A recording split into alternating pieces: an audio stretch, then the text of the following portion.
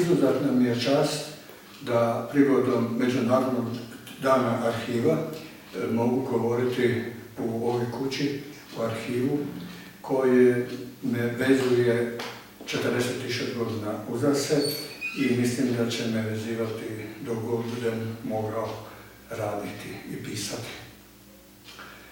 Govorit ću danas o jednoj od tema koje su mi posebno drage.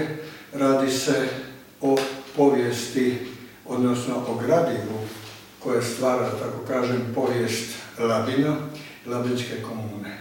I to iz vremena Mletačke republike od 1420. godine, kada se Labin kao predzadnji, prije Buzeta, koji je bio zadnji, predao Veneciji.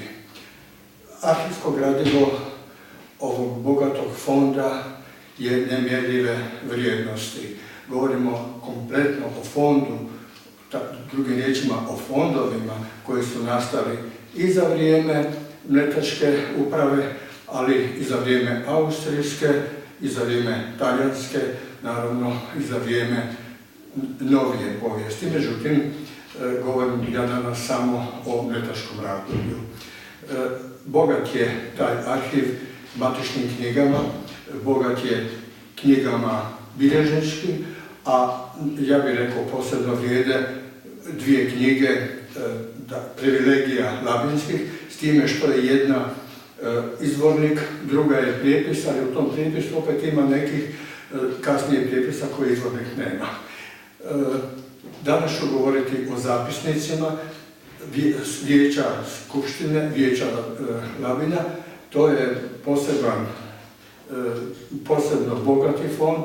Govori se o svemu što Labin zanima u to vrijeme. Govori se o situaciji financijskoj, govori se o vremenu i nevremenu, govori se o učiteljima, govori se o orguljašima, govori se o liječnicima, govori se o apotekarima. Dakle, mislim da sama po sebi tema je jako zanimljiva. Ja sam je nastojao skratiti koliko sam mogao. Mislim da ispod sat vremena neće biti. Oni koji su pročitali saopćenje, odnosno izvješće, tvrde da je jako dobro, pa se nadam da neću previše zamoriti